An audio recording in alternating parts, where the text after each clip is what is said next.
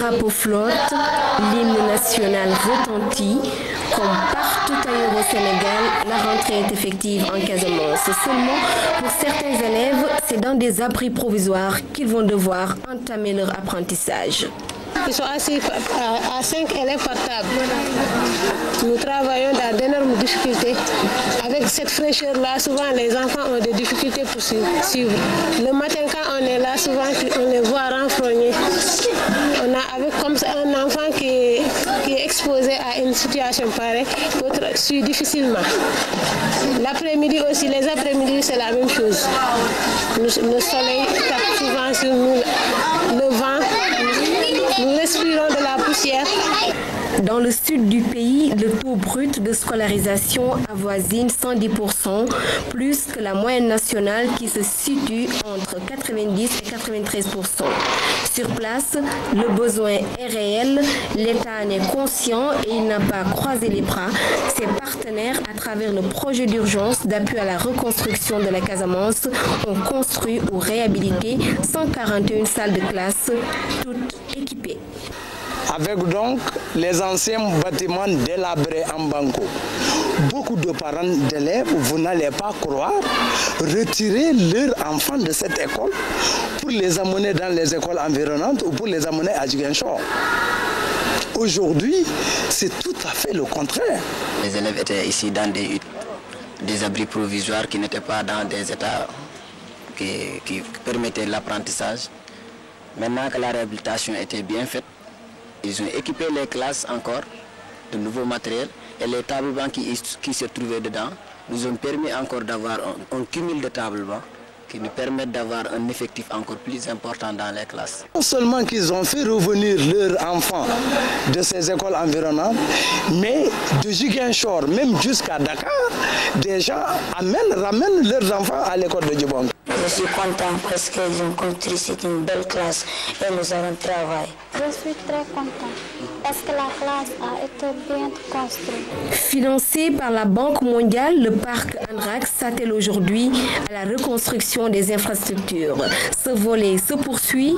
La plupart des écoles ont besoin en effet de murs de clôture, de raccordement au réseau, eau potable, électricité. Imaginez tout simplement une femme sur le point d'accoucher, juchée sur une charrette, direction le poste de santé de Médina Wandifa. Ce cliché est très répandu dans le département de Bounkiling, mais depuis 2006, les accouchements à domicile sont relégués aux oubliettes grâce à cette maternité. C'est un grand village, personne n'accouche à la maison désormais. Toutes les femmes accouchent au niveau de la maternité. Même les femmes qui accouchent à domicile, aussitôt elles viennent au niveau de la maternité pour avoir des soins postnataux. L'ancienne maternité ne répondait plus aux normes d'hygiène et de santé. J'ai l'habitude de me soigner ici et j'avoue que c'est totalement différent de ce qui se faisait avant.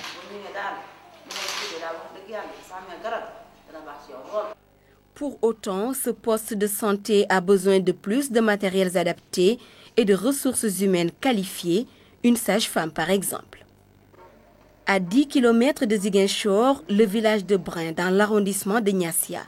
Ici, les accouchements assistés ont sauvé bien des vies. Il y a moins d'infections au niveau du cordon. Quand je venais d'arriver, on rencontrait beaucoup d'infections après l'accouchement au niveau des cordons. Et ça, c'est vraiment la porte d'entrée pour une infection généralisée chez les nouveau-nés. Au niveau rural, les soins sanitaires de base sont nettement améliorés.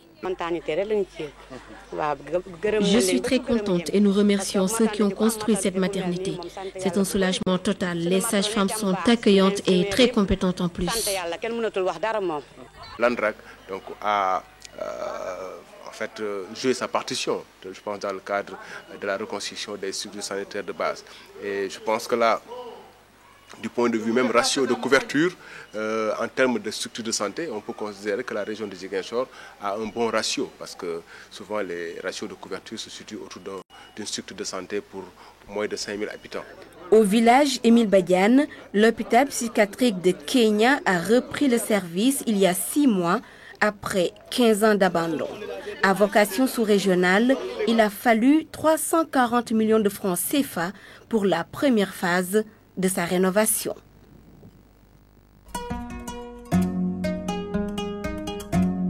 Nous sommes dans le royaume du Mofovi, dans l'arrondissement de Niassia. Forte de 13 villages, la zone est restée enclavée depuis des décennies. L'île de Bandial, elle, était totalement isolée du reste de la communauté rurale de Namport. Cette jetée servait de route aux populations avec des risques réels durant l'hivernage. Aujourd'hui, c'est un vieux souvenir pour les insulaires. Cette route, longue de 5 km et construite sur un terrain marécageux par l'Andrak Park, a permis de rallier l'île de Bandial à la terre ferme. Depuis toute petite, je n'ai connu que cette jetée. Je n'aurais jamais cru qu'un jour, je marcherais sur une terre ferme et que cette route arriverait jusqu'ici. On n'avait pas de véhicule, pas de route. On ramait, ramait et ramait. Et parfois, on chavirait dans l'eau. On est très contente. Entre 2005 et 2008, le projet d'urgence d'appui à la reconstruction de la Casamance a construit ou réhabilité 214 km de pistes à Ziguinchor, Kolda et Sédhiou. On est vraiment satisfait, on est très heureux. Ça a rendu encore nos activités plus rentables. On a des clients encore de plus. Alors nos voitures, nos réparations sont devenues encore moins. Il y a eu un moment arrivé, ici, si ce n'est pas moi, il n'y a pas un taximan qui parvient à venir ici, même s'il y a un malade. C'est au moins permettre aux populations d'accéder rapidement aux différents points, aux différentes structures sociales de base. Les besoins sont immenses, la tâche lourde et pénible, mais l'ANRAC dispose d'une voie autorisée pour imposer sa volonté. Le gouverneur est le représentant de l'État au niveau de la région. Le préfet est représentant de l'État au niveau du département. Le sous-préfet est représentant de l'État au niveau de l'arrondissement. Nous nous appuyons sur ces institutions, ces structures qui ont la puissance publique, c'est-à-dire qui ont la possibilité d'imposer un comportement ou de sanctionner un comportement. Ce sera notre devoir d'attirer l'attention de l'État sur telle et telle démarche ou même de proposer des mesures qui vont peut-être réduire l'impact négatif de ces interventions sur le terrain.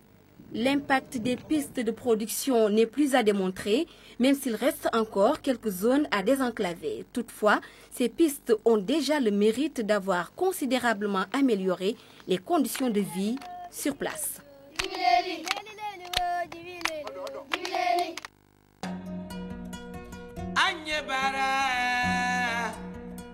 Anye bara ke Senegalelio, anye bara ke bara.